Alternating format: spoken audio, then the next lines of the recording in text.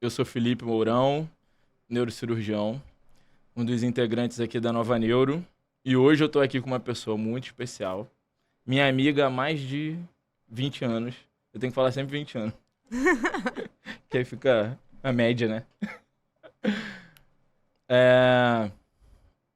Ultra especialista, mega profissional, Thalita Mourão, que, diga-se de passagem, não é minha parente, mas é minha master amiga. Thalita é uma pessoa que eu conheço desde 90 e bolinha, para não entregar a nossa idade. Claro, melhor. Isso é importante. Muito melhor. Que apesar do nome, né, a coincidência de nome, nós não temos parentesco, além da amizade. Isso já é muito importante. Importante dizer, né, que alguns pacientes sempre perguntam: é sua irmã, é sua esposa, é sua filha? Não. É minha amiga, casada com um dos meus melhores amigos, Verdade. Leandro, e eu sou padrinho de casamento dela. Isso aí, é verdade. Top. Ó, falar das credenciais da Thalita, pô, é brincadeira, né? Aliás, eu disse que ia fazer isso. Ó, eu vou falar pra Helena que você me ajudou, hein? Tá bom. Lembra disso? Lembro Helena, disso. ó, é agora, vai ficar registrado. Helena, tua mãe me ensinou muito, tá? Lá no HU, Hospital Universitário do UFRJ, que ela era residente de clínica médica e eu estudante de medicina, tá? Tá registrado, Helena. Obrigado, Thalita. Eu que agradeço. Ó, médica, nefrologista, médica formada pela UF, nefrologista, clínica médica pela UFRJ, nefrologista No Hospital de Bom Sucesso. Hospital de Bom Sucesso, carreira internacional, médica internacional Tem em isso. Portugal, mestrado pela UFRJ, staff do serviço de nefrologia do Da Hospital UFRJ. Universitário Isso. da UFRJ. Cara, eu não sei mais o que falar. Chega. Atualmente Currículo- coordenadora do transplante renal da UFRJ. Da UFRJ Pronto. e nefrologista do Quinta Dó Também. também. A Rede Gente, é muita patente que a Thalita tem. E hoje ela tá aqui para falar pra gente um pouco sobre quais são os pacientes que precisam do cuidado dela, da assistência dela, nessa especialidade que é uma das especialidades mais, como é que eu vou dizer, mais refinadas da medicina. Não é isso, Thalita? Talvez mais difíceis. Difíceis. Pelos alunos, Difíceis. das mais difíceis. Pela Difíceis. gente, nem tanto. Olha, antes de mais nada, obrigada pelo convite. É uma honra estar aqui no seu podcast, Da Nova participar, inclusive, né, desse grupo da Nova Neuro, que é um time fantástico, brilhante, um ambiente super agradável, do início ao fim. É uma experiência para todos os pacientes. Eu tenho certeza que quem já visitou a Nova Neuro se sentiu bem, se sentiu acolhido, e é isso. Tanto tenho certeza que é para vocês, porque para a gente que trabalha lá é assim também.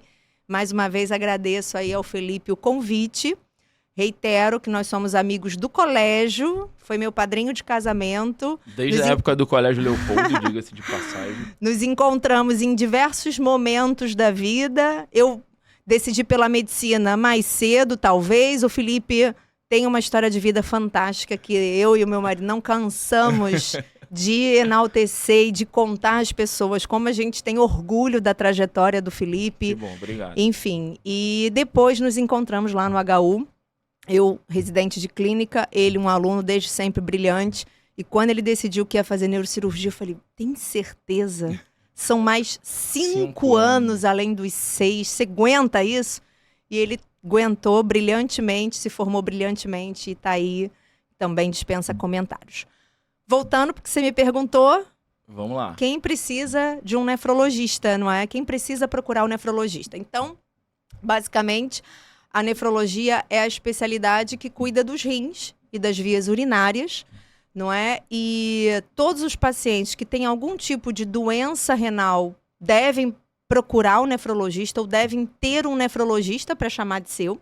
E aí são várias as doenças, glomerulopatias, doenças, infecção urinária de repetição, pessoas que já têm o diagnóstico de doença renal crônica e também devem procurar o nefrologista as pessoas que têm fatores de risco ou doenças que podem levar à lesão renal e, portanto, estão em risco de virem a ser pacientes com doença renal crônica. E aí eu te pergunto, quais são as pessoas, né? Quais são as características das pessoas que têm um risco aumentado para ter uma doença renal crônica? Basicamente, a gente tem, se a gente pudesse elencar as duas principais, disparado, hipertensão e diabetes. Que no Brasil, no mundo é o diabetes, no Brasil é a hipertensão, são as principais causas de doença renal crônica que levam o paciente à diálise, ou seja, levam à falência renal com necessidade de diálise. Então, todo paciente hipertenso e todo paciente diabético precisa de uma avaliação renal, da sua função renal, eu diria que anualmente, para entender como é que está isso. E aí tem outros também, né? Eu atendo muito um tipo de paciente, que são os pacientes com dor crônica. E no escopo desses pacientes com dor crônica, sempre passam por mim os pacientes com doenças autoimunes. Então, por exemplo, doenças autoimunes que agridem as articulações, doenças autoimunes que causam lesão na pele. Tem um paralelo aí com a doença renal, essas doenças autoimunes. Como é que você orienta assim, o paciente que tem um problema autoimune? Como é que funciona isso? Então, a gente tem uma série de doenças autoimunes que lesam o rim. Eu acho que talvez nesse grupo de doenças o lúpus, né, seja a principal doença, na verdade, que leva ao acometimento renal. A gente tem muitos pacientes com doença renal crônica secundária ao lúpus, a nefrite lúpica. Então, é importante que esses pacientes estejam atentos ao check-up renal e tudo mais, mas a gente tem outras também. Então, a gente tem doenças como a sarcoidose, a gente tem doenças como a síndrome de Sjögren, né, e tem um outro cenário, a gente tem várias doenças autoimunes que podem acometer o rim, mas a gente também tem o acometimento secundário do rim. Por quê? Porque pacientes com dores crônicas, e não somente dor crônica relacionada à doença autoimune, às vezes dor crônica por conta de uma patologia crônica de coluna e tudo mais, artrose, que fazem uso de medicações anti-inflamatórias. De uso crônico, e né? os anti-inflamatórios são potencialmente danosos para o rim. Então, a gente tem um escopo enorme, uma quantidade enorme de pacientes que têm doença renal crônica. E quando a gente vai olhar o histórico desses pacientes, são pacientes usuários crônicos de anti-inflamatório por dor ou por doenças reumatológicas, enfim. E esses pacientes, então, têm lesão renal. E não é infrequente nós também vermos doentes em fase de rins avançados, ou seja, em fase de rim terminal, muitas vezes prestes a entrar em diálise ou entrando em diálise. E quando a gente vai olhar para trás, o único fator que a gente consegue pensar é o uso de anti-inflamatórios. Muitas vezes a biópsia confirma uma nefrite crônica e pronto, tá lá. Então, o anti-inflamatório, para nós nefrologistas, é mesmo um vilão e é de uso, infelizmente, o uso mais irrestrito da população. Muita gente, isso é muito importante, as pessoas usam anti-inflamatório como se fosse analgésico. Analgésico é dipirona, analgésico é paracetamol, anti-inflamatório, diclofenaco, e ibuprofeno, tudo isso, cetoprofeno, são anti-inflamatórios. Então, para dor, as pessoas precisam usar o analgésico, deixar o anti-inflamatório para uma prescrição médica e não fazer uso indiscriminado. Pô, muito bom essa fala, porque eu atendo muito paciente com dor crônica, lombalgia crônica, paciente com lombociatalgia, e eu sempre tento orientar o paciente que o uso do anti-inflamatório precisa ser limitado. E isso. Eu encontro vários pacientes no consultório que estão usando anti-inflamatório há um mês, que é uma coisa assim, que é totalmente proscrito, que não deve usar o uso crônico de anti-inflamatório, justamente por isso que você falou. E eu vejo que muitos pacientes fazem isso. Às vezes sem orientação médica mesmo. Ah, não, porque esse aqui foi o que me melhorou, então eu vou continuar usando esse, porque esse é o que melhora. Isso, e a farmácia, eles são de livre venda na farmácia. Sim. Então eles compram mesmo, você pega, eu pego anos. Quando chegam pra gente, teve uma dor lombar, foi ao médico, o médico prescreveu por 10 dias, só que o paciente melhorou de fato e ficou com aquela medicação de stand-by. Toda vez que tem dor, usa a Sempre medicação. recorre à medicação. Isso. E aí lá no final é que a gente vê a insuficiência renal, não é? A lesão renal já crônica sendo manifestada, vamos dizer assim, e o paciente, infelizmente, depois, uma vez com doença renal crônica ou com lesão por anti-inflamatórios, é uma coisa que a gente considera, né, irrecuperável. Não tem como, é parar para não avançar, mas o dano que aconteceu a gente, infelizmente, não tem como reparar. Não consegue reverter, Não. né? Exatamente. E aí você pega um paciente que soma a idade, que soma a comorbidade, que ele é hipertenso ou é diabético, e ainda faz o abuso do anti-inflamatório. Esse paciente, então, é o paciente que com certeza precisa de um acompanhamento seu. Certeza absoluta. Então, é isso mesmo. Geralmente são pacientes... É claro que tem muitos jovens com dor crônica. Obviamente tem. Mas na medida em que a idade avança, né, os problemas articulares e tudo mais, eles começam a ficar mais frequentes. E nisso, que eles começam a ficar mais frequentes é isso. A gente soma a idade, comorbidade, muitas vezes são hipertensos, são diabéticos ou tem uma outra patologia, usam anti-inflamatórios, às vezes usam outras medicações que também, de alguma forma, podem agredir o rim. E o final a gente já sabe. Ou seja, esses doentes também precisam ter cuidado com a parte renal e, de preferência, serem avaliados periodicamente. Aí vai depender do grau ou de cada paciente, periodicamente, uma avaliação da função renal. Ótimo, perfeito, adorei a explicação. E outra coisa, já que você falou agora que esses pacientes precisam de um acompanhamento periódico, qual seria, assim, uma recomendação geral para um paciente com um histórico clínico como esse, ou um paciente que é jovem e tem dor crônica? Qual seria uma frequência, assim, para ele te procurar? Para ele receber um atendimento, receber orientação, verificar sua pressão, um exame de laboratório. Como é que funciona isso?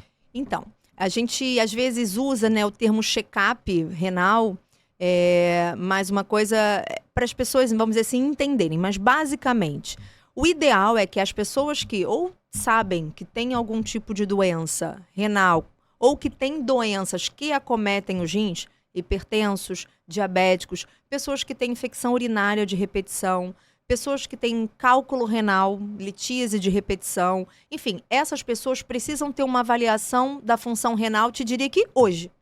Esses pacientes têm que hoje procurar um nefrologista e avaliar. A avaliação com check-up renal é uma avaliação muito minuciosa do sangue, são vários elementos que a gente dosa, né, no sangue, mas o principal é a creatinina no sangue. A creatinina é ainda o nosso melhor marcador e é também o marcador mais viável. A gente tem outros, mas são caros, então ela é de fácil realização, ela é barata, mesmo o paciente que não tenha um convênio e tudo mais, isso é fácil de fazer e é o nosso principal exame de rastreio para a doença renal. O ideal é que todo paciente faça esse exame o quanto antes, não é? Junto com ele, de preferência, um exame de urina, porque às vezes a creatinina ainda não está alterada, mas o doente já tem indícios de lesão renal, que se manifesta com a perda de albumina, que é uma proteína na urina. Isso é frequente na hipertensão e no diabetes. Então, às vezes, a creatinina ainda está normal, mas ele já tem essa perdazinha na urina, ou seja, já é o momento da gente intervir para ele não ter a disfunção renal, não ter alteração de creatinina e fazer os exames de imagem, entender que tamanho é esse rim, se tem alguma outra alteração, tentar fazer, vamos dizer assim, 1.0.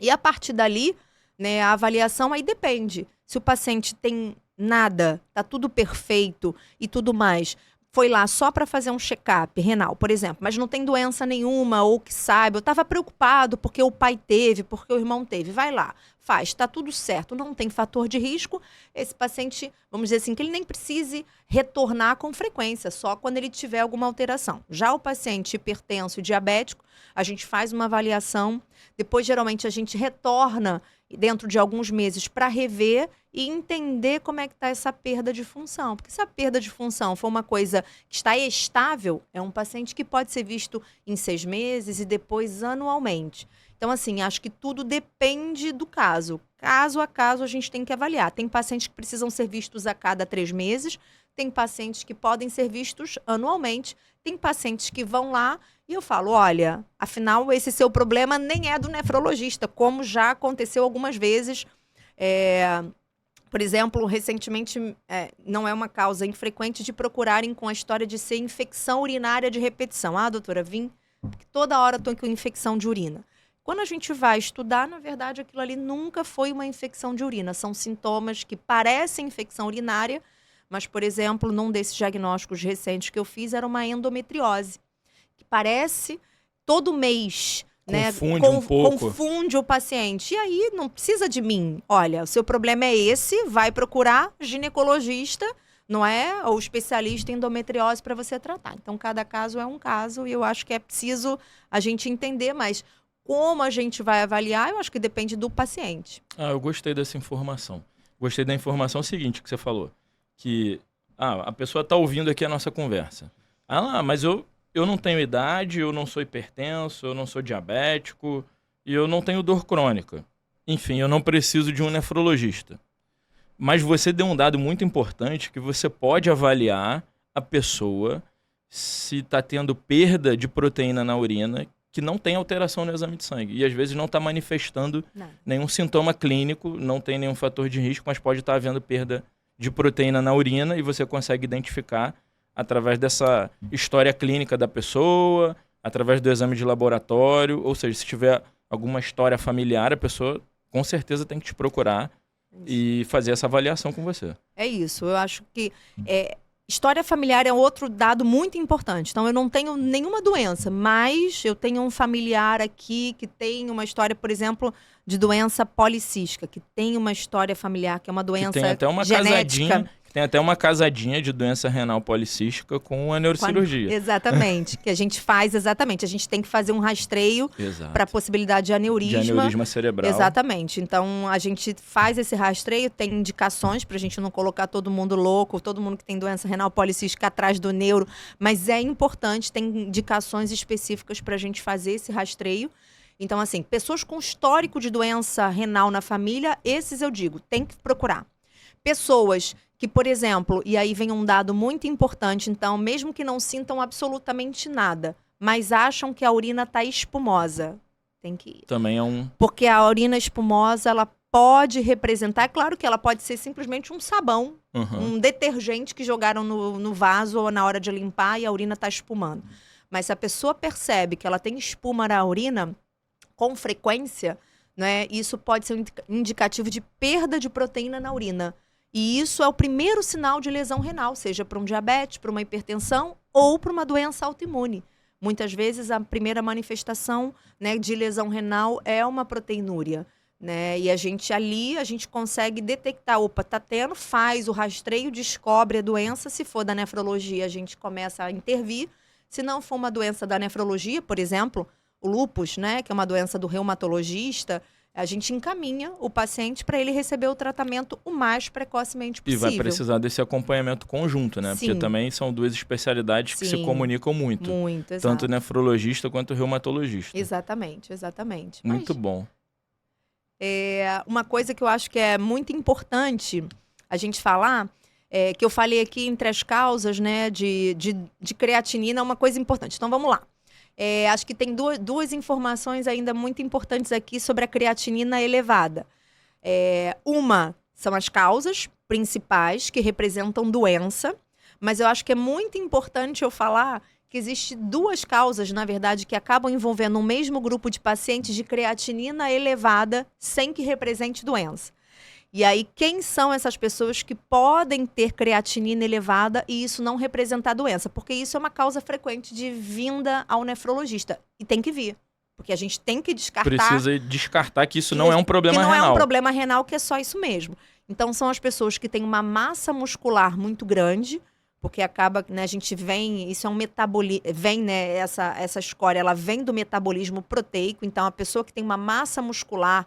halterofilista, pessoas que vão muito, atletas que têm uma massa muito aumentada, né, uma massa muscular grande, essas pessoas tendem a ter uma creatinina mais elevada e o uso da creatina, porque isso é uma moda, né, vamos dizer assim, tá disseminado, usar creatina para atividade física, acaba que engloba o mesmo número de pacientes, mas nem são halterofilistas. Às vezes são pessoas que estão no dia a dia São pessoas de uso normais, recreativo, que são consumidores para fazer o exercício e ter mais disposição. Isso, para regeneração muscular, para disposição da creatina. E essas pessoas também podem ter o exame de creatina inalterado sem necessariamente representar doença. Mas eu sempre friso que, para ter certeza, é preciso excluir. Então, a gente faz o exame de sangue, a gente faz um exame de urina, a gente faz um exame físico e diz para a pessoa, te tranquiliza, isso deve ser da sua creatina ou deve ser da sua massa muscular, vida normal, volta daqui a tanto tempo para a gente diminuindo repetir. o consumo, a tendência da creatinina dela é se normalizar. Se a pessoa diminuir, né, ou parar o consumo, muito provavelmente a creatinina no sangue, né, a creatina é o suplemento, a creatinina é o dosado no sangue. A creatinina tende a diminuir. Às vezes a gente até faz uma prova terapêutica, que é o paciente que não tem aquela neurose de que precisa usar. Olha, fica um tempo sem usar, vamos dosar de novo, e o paciente dosa, a creatinina dele está menor. Isso dá uma tranquilidade para ele, para a gente também, mas principalmente para o paciente, porque tem paciente, ainda mais fica quem preocupado. Fica muito preocupado. É questão de ansiedade e tudo mais. Enfim, eu acho que é importante a gente frisar isso, né, para as pessoas entenderem e também, pronto, precisa do nefrologista, mas não é motivo, vamos dizer assim, para pânico. Existem pequenas causas, são poucas, mas que a creatinina pode estar aumentada sem representar lesão renal. Muito bom, excelente. E outra dúvida muito frequente dos pacientes é a seguinte: olha, eu tô com um problema no rim, mas eu não sei quem eu devo procurar. Porque, eu sou homem, eu vou procurar o urologista e a mulher procura o nefrologista. Como é que funciona isso? Porque isso é uma dúvida frequente que os homens têm. Mas eu não sei, eu tenho problema no rim e vou no urologista, que é quem eu costumo procurar. Que diferença? Qual é essa diferença, Thalita? Explica aí pra gente. Então, Felipe, é engraçado, porque é uma queixa muito, assim, não é uma queixa, é uma pergunta muito frequente. As pessoas, vamos dizer assim, a gente sabe, né, médico de rim, se você perguntar, metade vai dizer que é o nefrologista, talvez menos, a maior parte vai dizer que o médico de rim é o urologista, não é? Sim. Não que eles estejam errados, não estão. Mas existe uma diferença básica entre essas duas especialidades, que a urologia é uma especialidade cirúrgica, é uma especialidade, né, basicamente cirúrgica. Inclusive, eles fazem, né, cirurgia geral e depois urologia. A nefrologia é uma especialidade clínica. Então, quem se forma nefrologista faz clínica médica para depois fazer nefrologia, né? E a gente tem algumas diferenças básicas, e aí eu sempre uso o exemplo do cálculo renal. Cálculo renal é muito prevalente, né, na nossa população, então, assim, e a incidência é engraçadíssima, porque quem tem um cálculo renal tem mais de 50% de chance de recorrer. Então, atenção, quem tem cálculo renal vai procurar o médico urgente, porque quem já teve dor do cálculo renal sabe que é uma dor lancinante. Imagina você ter mais de 50% de chance de ter aquela dor novamente. Imagina. Então, assim, é super importante, e não é? É uma dor que confunde, às vezes, o paciente com a dor lombar. É isso. De achar que ele tá com um problema na coluna. Isso, e tá o travado problema, da coluna, e o alguma problema coisa. tá no rim. No rim, exatamente. Então, assim, por exemplo, nessa questão a gente consegue ver bem a diferença do nefro pro urologista. Então, supondo que o paciente esteja com uma crise de cálculo renal, que se chama cólica renal, tenha que ir para emergência e tudo mais. Muito provavelmente, nesse cenário, o paciente vai precisar de um urologista, porque pode ser que ele, né, tenha a eliminação natural daquela pedra, pode ser que aquela pedrinha tenha impactado e ele precisa do urologista para intervenção cirúrgica, que é fazer a litotripsia, botar um catéterzinho para tirar aquela pedrinha e tudo mais. Então, as intervenções cirúrgicas são do urologista. Às vezes é um cálculo muito grande que precisa ser fragmentado para depois ser retirado. Então, a parte cirúrgica é do urologista. E aí depois, passada essa crise, eu acabei de dizer que 50% tem chance de fazer, mais de 50% de refazer, ou seja, de em pouco tempo ter um novo episódio. Ou seja, se você teve uma crise, não espere ter outra. Você não precisa esperar. Procure o médico antes. Porque nesse momento é hora de procurar o nefrologista, tá? Qual é o papel, por exemplo, do nefrologista? É o médico clínico que vai te pedir os exames complementares, geralmente sangue, urina, muito detalhados para tentar descobrir a causa da sua formação de cálculo. Então, na urina, a gente tem substâncias que, em excesso, ajudam a cristalizar, ou que, na falta delas, justamente, também pode aumentar a cristalização. Então, são alterações na urina. Às vezes, no sangue, o paciente que elimina muito um determinado elemento na sua urina, né? E a gente consegue, através dos exames de sangue e de urina, tentar descobrir daquele paciente qual é a causa para ele formar as pedras e intervir, porque existem medicamentos. Por exemplo, um paciente que o problema dele é que ele elimina muito cálcio na sua urina. A gente faz uma medicação, que é um tiazídico, para reduzir a calciúria, a quantidade de cálcio que ele elimina, e assim reduzir a chance, ou minimizar, ou excluir a chance dele formar novo cálculo. Um paciente que o problema dele é um citrato baixo, que é uma outra substância, um citrato baixo na urina. Então, ao invés de ter cálcio, o problema dele não é isso. O problema é que o citrato dele na urina está baixo. É uma coisa muito... Mas pra gente é corriqueiro. A gente olha lá e fala, é aqui. O que a gente faz? Dá um remedinho, que é o citrato de potássio, e esse paciente, então, melhora a quantidade de citrato dele na urina e ele não faz mais cálculo.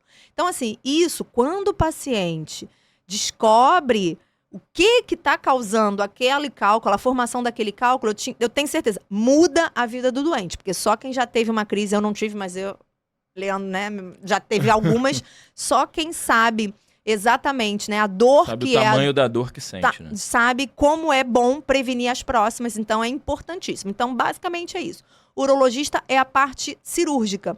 Então, por exemplo... E o nefrologista seria o alquimista, que vai fazer ali equilibrar a urina do paciente para que não forme de novo o cálculo. É isso.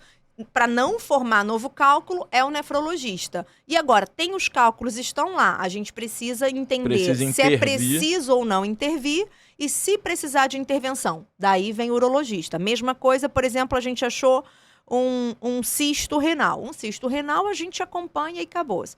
Um cisto que a gente acha estranho, a gente pede uns exames, tá estranho. A gente encaminha para o urologista porque pode ser necessário retirar. E aí, como eu disse, procedimentos cirúrgicos, intervenção é com o urologista. Mas tem um procedimento cirúrgico que você faz, né? Faço.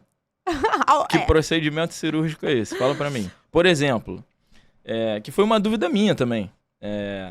Na época, eu perguntei pra você sobre um paciente que precisava de uma biópsia renal.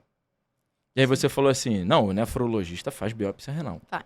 Aí eu falei, opa, então tem procedimento cirúrgico que o nefrologista faz. Tem. Me explica essa história que eu não entendia e você me explicou e eu queria que as pessoas entendessem também. A gente tem alguns procedimentos que acabam sendo cirúrgicos, né, que envolvem alguma intervenção.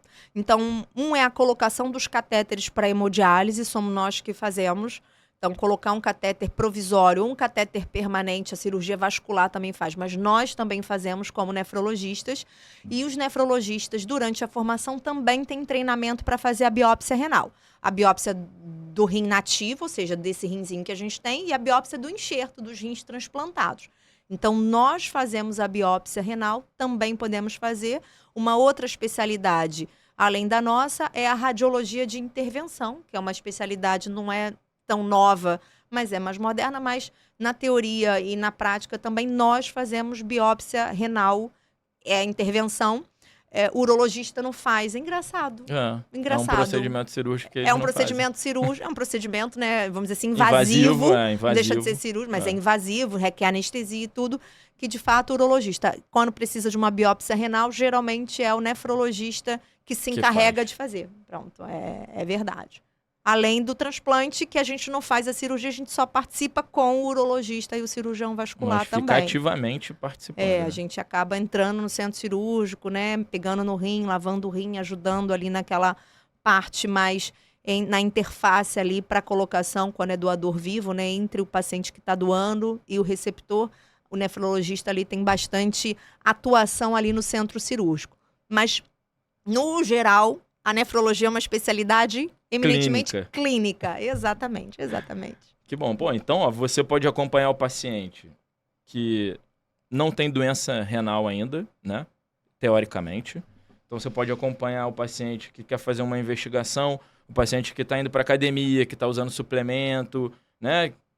Uma pessoa supostamente saudável. Essa pessoa pode te procurar para ser atendida por você. para fazer o acompanhamento e dizer, ó, tá tudo bem, você pode usar seu suplemento, a sua creatinina, para poder te dar mais vigor, mais força muscular, você pode fazer isso. Esse paciente pode procurar. O paciente que é hipertenso e que é diabético e que precisa de acompanhamento tanto do cardiologista, ele também precisa de um nefrologista.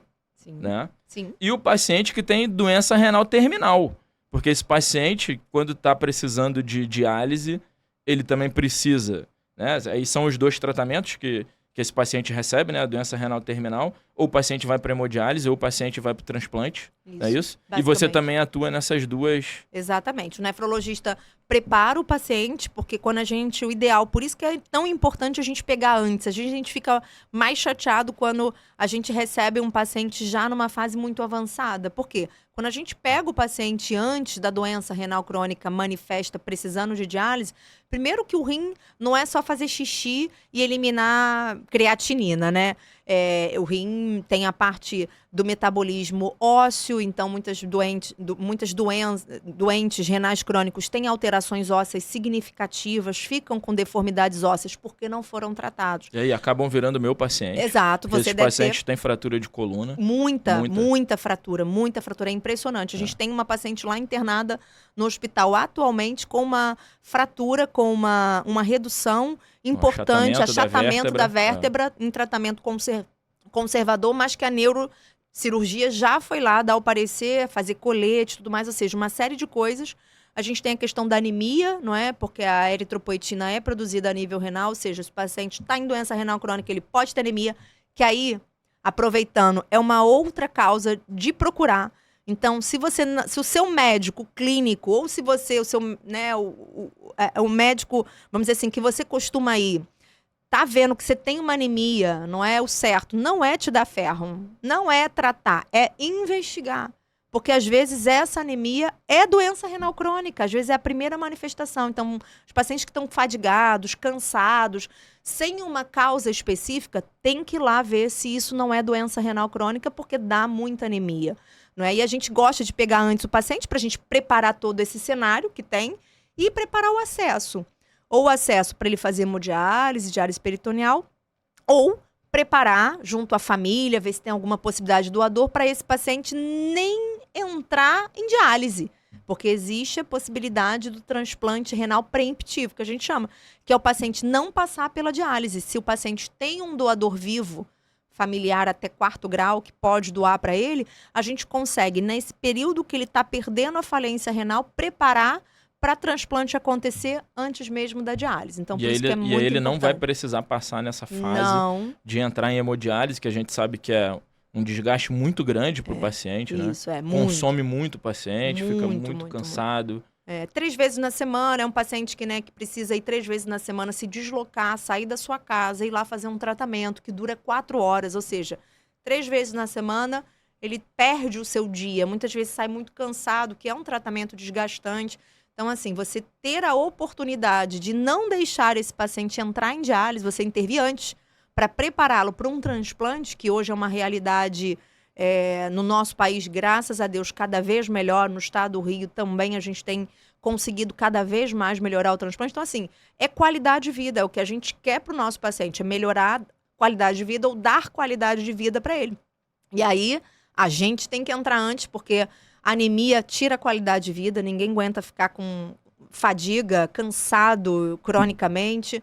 Fraturas tiram a qualidade de vida, é dor, imobilidade e tudo mais. E a diálise também, não é? Assim, a gente fala que é um tratamento salvador, porque graças a Deus que a gente tem a diálise, porque há 50 anos atrás, os pacientes que entravam em falência renal simplesmente morriam. Né? Então, a gente, graças a Deus, tem diálise, mas é um tratamento muito agressivo, é um tratamento penoso. A gente podendo oferecer o transplante, quando é indicado, muito melhor. Não é? Então, acho que é basicamente isso. Muito bom. O que eu vejo dos pacientes, assim, nesse contexto, eu pego os pacientes mais na avaliação pré-operatória.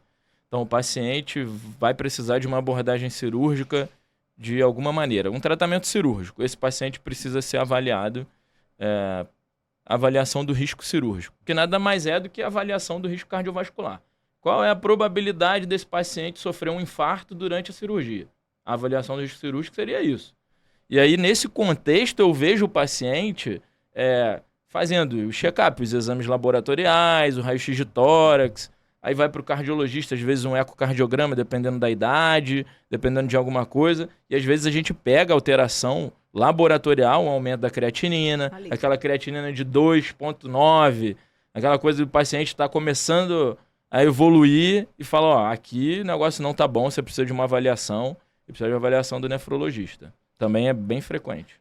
Não, e é frequente chegar pra gente justamente assim. Foi para um pré-operatório, o anestesista ou quem fez o risco cirúrgico, o cardiologista, brecou e mandou procurar um nefrologista, porque, olha, primeiro vai resolver essa questão aqui que, né, quais são os riscos? Os riscos, né, durante o procedimento, ter uma piora, por exemplo, da perfusão renal e esse doente sai em diálise.